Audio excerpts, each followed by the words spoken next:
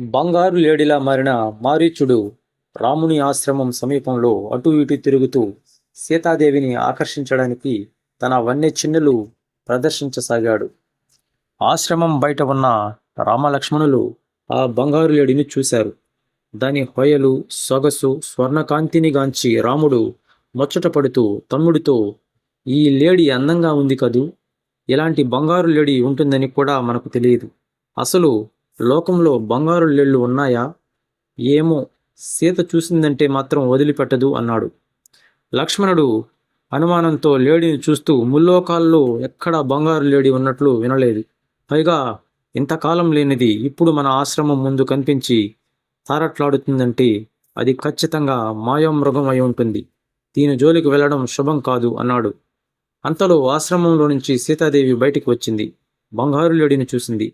ఆశ్చర్యంతో కన్నులు ఇప్పారాయి. రాముడితో, "నాథా, ఇటువంటి హరిణి ఎప్పుడు ఎక్కడ చూసి ఎరుగను.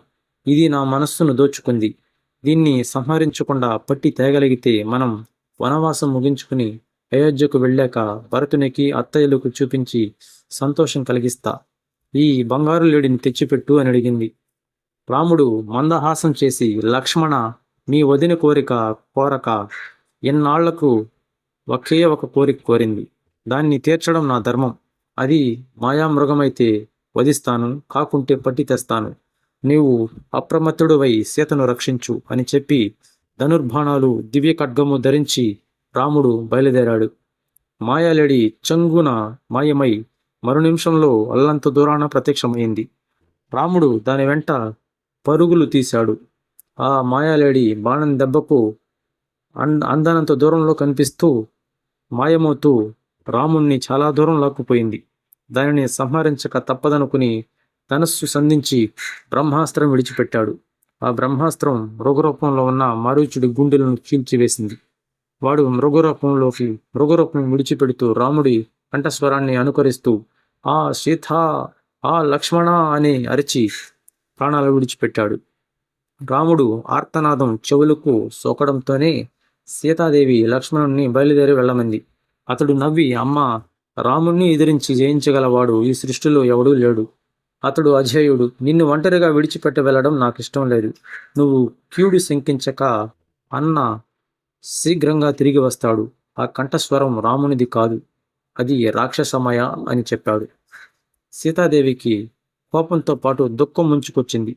లక్ష్మణుడిపై ఆగ్రహం, అనుమానం రేకెత్తి, "ఓరి భ్రాతృద్రోహి, నువ్వు కపటివి. ఇదంతా నా కోసమే అయితే నీకది సిద్ధించదు. సకల ధర్మదారుడైన రాముణ్ణి భర్తగా పొందిన నేను మరొకరిని కామించను. నువ్వు తక్షణం వెళ్ళిపోకపోతే నీ ఎదురుగుండానే ప్రాణాలు వదిలేస్తాను. ఇది తథ్యం.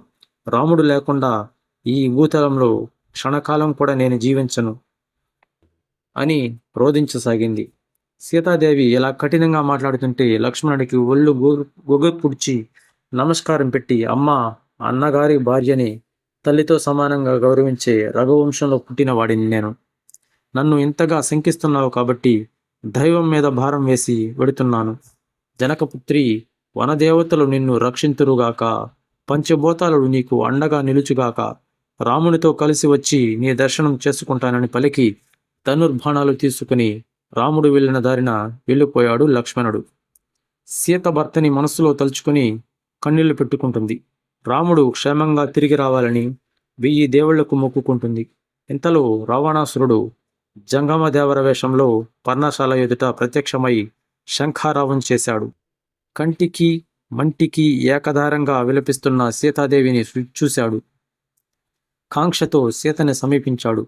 అతని మీద కనిపించగానే చివాలను తలెత్తి చూసింది సీత. వేషాధారణ బట్టి ఆతిథ్యం కోరి వచ్చిన ధ్వజుడిని భ్రమపడి, "ఓ ధ్వజుడా, దయచేసి కొంచెంసేపు నిరీక్షించు. నా భర్త వస్తాడు, నీకు ఆతిథ్యం ఇస్తాడు" అన్నది మైథిలి. రావణుడు అట్టహాసం చేసి, "ఓ సీత, త్రిలోకవాసులని గడగడలాడించిన రాక్షసేశ్వరుణ్ణి రావణుణ్ణి నిన్ను మోహించాను. నీవు అనుగ్రహిస్తే నిన్ను నా లంకారాజ్యానికి పట్టమనిషిని చేస్తాను" అన్నాడు. సీతాదేవి కోపంతో మండిపడుతూ, "రావణ, నా భర్త రఘువీరుడైన రామునికే నేను సొంతం. అన్యులకు దుర్లభమైన నన్ను కోరుకుంటున్నావు. నాశనమైపోతావు సుమా అని హెచ్చరించింది తీవ్ర స్వరంతో. ఆ హెచ్చరికకి రావణుడు ఆగ్రహిస్తూ, మైథిలి, త్రిలోక భయంకరుడినైనా నా నుంచి నీవిక తప్పించుకోలేవు. చూడు నా నిజ స్వరూపం అంటూ 10 ముఖాలతో భయంకరమైన తన నిజ స్వరూపాన్ని చూపించాడు. ఆ భీకర రూపాన్ని చూసి భయంతో కెవ్వున కేక వేస్తూ కిందికి ఒరిగిపోతున్న సీతని తన రథంలోకి నెట్టి తాను రథాన్ని చెంగున అధిరోహించాడు. మరుక్షణం రథం పైకి లేచింది. రామా, రామా, లక్ష్మణ, కాపాడండి, కాపాడండి అంటూ సీత భయంతో, దుఃఖంతో వణికిపోతూ బిగ్గరగా ఆర్తనాదాలు చేయసాగింది. సీత ఆక్రందనలు జటాయువుకు వినిపించాయి. ఆకాశ మార్గాన పోతున్న రథంలో రావణుడు, ఆక్రోషిస్తున్న సీత కనిపించారు. జటాయువు ఒక్క ఉదుపున ఆకాశానికి ఎగిరి రెక్కలు టపటపలాడిస్తూ, రావణ, నేను ప్రాణాలతో ఉండగా సీతను అపహరించడం నీ వల్ల కాదు. వీరుడివైతే నాతో యుద్ధం చెయ్యి అంటూ రావణుణ్ణి ప్రతిఘటించాడు. ఇద్దరి మధ్య భీకర యుద్ధం జరిగింది. చివరికి రావణుడు కత్తి దూసి జటాయువు 2 రెక్కలను నరికేస్తాడు. జటాయువు నిస్సహాయుడై నేల కొరిగిపోయాడు. అది చూసి సీత మరింత దీనంగా రోదిస్తూ, రక్షించండి, రక్షించండి అంటూ గొంతు చించుకుని ఆర్తనాదాలు చేయసాగింది. రావణ రథం ఆకాశ మార్గాన అతి వేగంగా దూసుకుపోతుంటే ఆక్రందిస్తూ దిక్కులు చూస్తున్న సీతకి ఒక పర్వత శిఖరం మీద ఐదుగురు వానర పుంగవులు కనిపించారు.